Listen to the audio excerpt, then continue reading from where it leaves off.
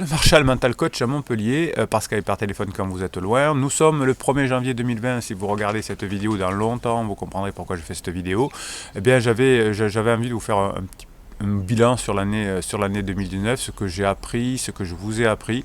Vous savez que je fais ce métier depuis 20 ans maintenant, depuis 1999.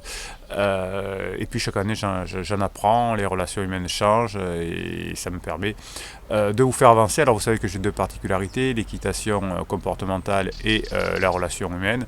J'avais envie de vous faire une vidéo où je parlais des deux, puis finalement j'ai décidé de segmenter pour que ma communauté regarde plutôt la vidéo qu'elle souhaite. Et là vous êtes sur la vidéo qui va parler des relations humaines, du coaching sur la relation entre parents-enfants, entre conjoints, avec son patron, etc. Donc qu'est-ce qu'il est apparu, qu'est-ce que je peux vous dire en synthèse. Alors quand les couples vont mal, quand la relation va mal, il y a deux grands types. Il y a quand la relation va mal pendant la lune de miel. Qu'est-ce que c'est la lune de miel dans mon travail ou dans mon couple? C'est qu'au départ, quand c'est nouveau, je ne vois pas les défauts de mon boulot, de mon conjoint, etc. C'est normal, hein, c'est fait c'est une artifice de la nature pour pouvoir par exemple procréer. Donc au départ je vois pas les défauts de mon conjoint, de mon patron, etc. Et puis au bout de quelques mois, au bout de quelques semaines, le phénomène s'estompe et je vois la personne comme elle est. Donc le premier cas, c'est que à la sortie de la lune de miel, je m'aperçois que la personne ne me convient pas, soit au niveau boulot, soit au niveau relation de couple. Et donc je vais mettre fin à cette relation. Donc la personne qui est lésée, qui était peut-être même encore en lune de miel, va vouloir récupérer cette personne-là. Et là, c'est une technique qu'il faut avoir pour récupérer. Alors la plupart des coachs sur internet traitent que de ce problème-là, et d'ailleurs traitent tous les problèmes de cette façon-là, même pour les personnes qui sont plus en lune de miel. La méthode que je vous indique, et qu'indiquent d'autres coachs aussi, c'est que pour les personnes qui sont en lune de miel. J'ai l'impression que l'autre est l'homme ou la femme de ma vie. Donc si l'autre a rompu, c'est que je ne conviens pas à ce qu'il cherche une fois qu'il me voit tel que je suis. Et donc il va falloir que je change. Alors soit deux petits B, un petit A et un petit B par rapport au grand A de tout à l'heure. Soit j'ai envie de changer parce que de toute façon, par exemple, je voulais devenir sportif de toute façon, et il ou elle m'a quitté parce qu'il avait envie d'être avec quelqu'un qui bouge et qui fait du sport. Donc cela, pas de problème. Je me mets à faire du sport, je me mets à faire ce que j'avais envie de faire, et ensuite je recontacterai la personne par différents moyens en fonction de la personnalité des uns et des autres. Et on pourra éventuellement reprendre une relation, puisque cette fois je correspondrai à ce qu'attend la personne, si bien sûr elle n'a pas changé d'avis entre temps. Donc là c'est vraiment lune de miel, donc je ne corresponds pas à l'autre. Eh bien je vais faire en sorte de correspondre à l'autre, et la relation pourra recommencer. Petit B, on va dire, si ne vous changez pas si ça ne vous plaît pas, hein, ne donnez pas sportif pour faire plaisir à l'autre pour la récupérer, parce que vous la récupérerez peut-être, mais bien sûr vous allez vous lasser, vous n'allez pas être bon là-dedans, et la personne va s'en apercevoir et ce sera fini à nouveau. Donc première façon, je veux récupérer mon ex, j'étais en lune de miel, et donc il y a une technique qui va faire que je vais voir ce qu'elle avait besoin ou ce qu'il avait besoin, et si c'est ce que je voulais devenir, je vais d'abord le devenir et ensuite je le recontacte. Pour la plupart de mes clients en 2019, ça a été plutôt des personnes qui étaient déjà sorties de lune de miel, qui étaient ensemble depuis 5, 10, 15, 20 ans, 25 ans, et le couple veut se séparer.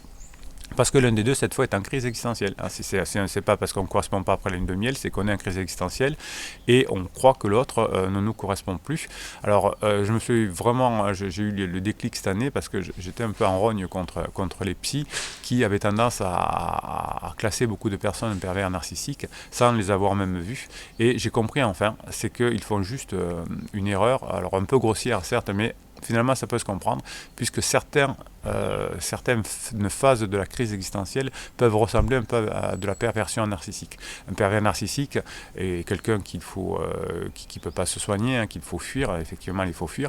Le problème, c'est que les psys pensant que la personne est pervers narcissique, enfin le conjoint de leur client est pervers narcissique, va leur conseiller de fuir, et alors qu'il est juste en crise existentielle, il faut au contraire pas fuir, mais attendre que la crise se termine en étant le plus agréable possible, et quand la crise se termine, le couple reprend de plus belle et dure. Hein, tous les couples depuis l'âge des cavernes ont traversé des crises.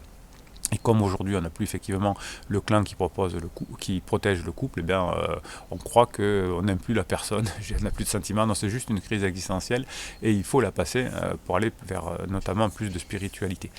Donc les personnes qui sont ensemble depuis longtemps, sauf s'il y a violence physique ou psychologique, on traverse juste une crise existentielle. Cette crise existentielle va faire que ça peut ressembler un peu à la perversion narcissique, c'est-à-dire que la personne va être désagréable avec son conjoint parce qu'il va penser, ou avec son patron parce qu'elle pensait que le problème vient de lui, et donc va lui faire la misère, va prendre un amant éventuellement, etc. Et va continuer à être sympa à l'extérieur, hein, même si parfois le conjoint est là, vous voyez ça, parce que finalement il a envie de profiter de la vie. Et donc ça peut ressembler de loin à la perversion narcissique. Et j'ai compris cette année véritablement pourquoi beaucoup de psys se trompaient là-dedans et faisaient finalement des dégâts. Donc c'est pas grave, il faut qu'ils se forment également.